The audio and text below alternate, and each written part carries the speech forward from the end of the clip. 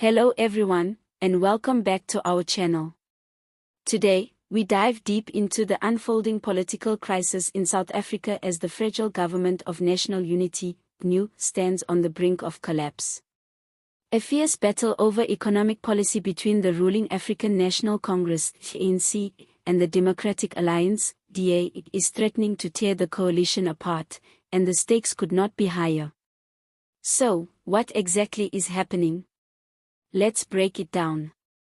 The GNU was meant to bring stability to South Africa's divided political landscape, but it seems to be unraveling faster than anyone expected. The latest crisis stems from the ANC's budget negotiations, which have turned into a high-stakes showdown. The DA, which is the second largest party in the coalition, is demanding greater control over economic direction.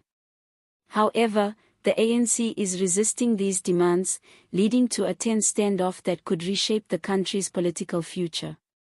The situation reached a boiling point on Friday afternoon during a critical round of budget negotiations. Sources reveal that the DA issued an ultimatum to the ANC: if the ruling party seeks support for the budget from parties outside the GNU, the DA will consider the coalition effectively over. This warning signals just how deep the rift between the two parties has become. Despite the mounting tensions, a glimmer of hope appeared on Saturday when the ANC reached out to the DA for further negotiations. This last-minute move suggests that both parties understand the catastrophic consequences of a collapse and are looking for a way to prevent it. But can they find common ground? The ANC remains firm in its commitment to passing the national budget without compromising on its policy objectives.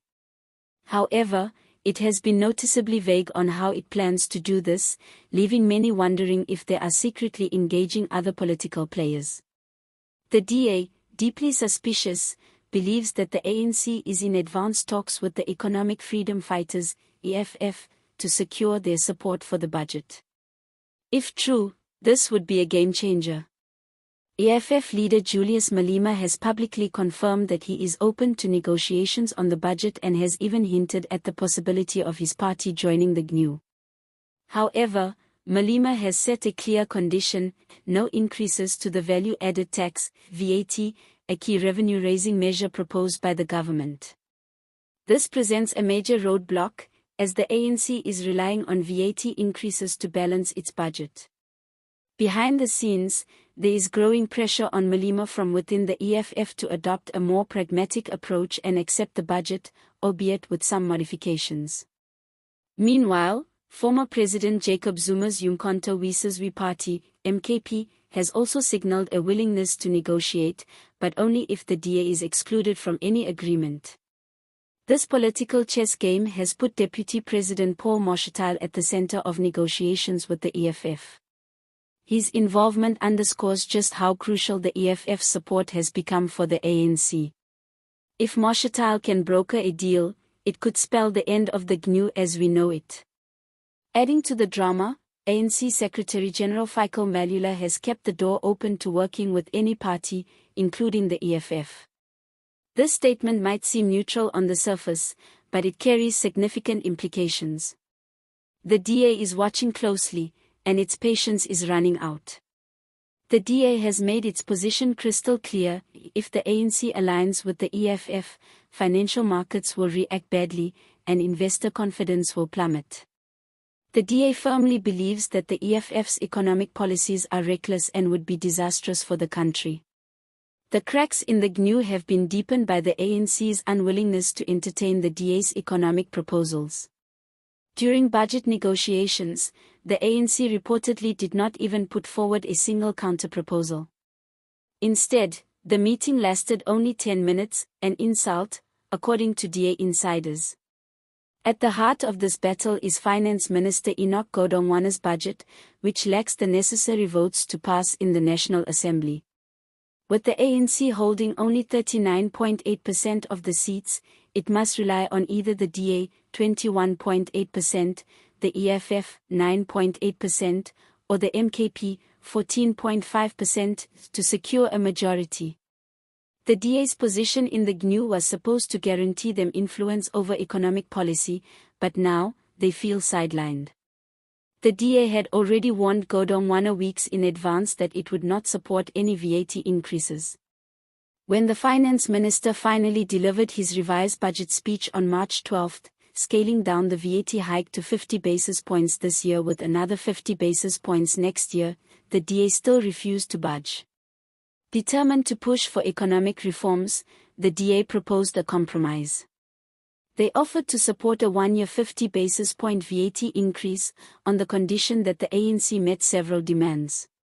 These included amendments to the Expropriation Act, port management reforms, regulatory reviews by the World Bank, and a massive R100 billion spending reprioritization. The ANC was not impressed. They accused the DA of trying to renegotiate the GNU's terms rather than focusing solely on the budget. The DA, however, doubled down, sending a second document with even more ambitious economic demands, including a commitment to reduce taxes within 2 years, a ministerial advisory committee to ensure investor confidence in national health insurance, the removal of tariffs on goods not produced in South Africa, a revision of public procurement laws to lower government spending. But here's the kicker: after nearly 2 weeks of waiting, the DA claims the ANC did not respond with a single alternative proposal. To them, this was a clear sign that the ANC was either preparing to abandon the GNU or making secret arrangements with the EFF. Now, we arrive at the critical question: is the ANC deliberately trying to end the GNU? DA insiders believe the answer is yes. They argue that the ANC has already made up its mind to work with the EFF, even if it means economic disaster. If the ANC passes the budget with the EFF's help, the GNU is over, one DA source warned. This crisis has put President Cyril Ramaphosa in a difficult position. If he chooses to side with the DA, he risks alienating the EFF and MKP, who could provide crucial votes. If he aligns with the EFF, he risks collapsing the GNU and losing DA support, which could lead to political instability and economic uncertainty. The ANC's National Executive Committee, NEC, is meeting in Boksburg, and the outcome will likely determine the fate of the GNU. Will they stand firm with the DA and compromise on economic policy? Or will they pivot toward the EFF, potentially reshaping South Africa's future? Balila insists that the GNU remains intact, but his statements suggest that the ANC is open to working with the EFF. Could we be witnessing the beginning of a political realignment in South Africa? One thing is certain: South Africa is standing at a crossroads. The decisions made in the coming days will shape the country's economic future, political stability, and international reputation. What do you think? Should the ANC make a deal with the DA, or should they embrace the EFF? Will the GNU survive, or are we heading for a major political shift? Let us know in the comments below. And if you found this breakdown insightful, make sure to like this video, subscribe to our channel, and hit that notification bell so you don't miss our next update. South African politics is moving fast, and we'll be here to bring you all the latest developments. Thanks for watching, and we'll see you in the next video.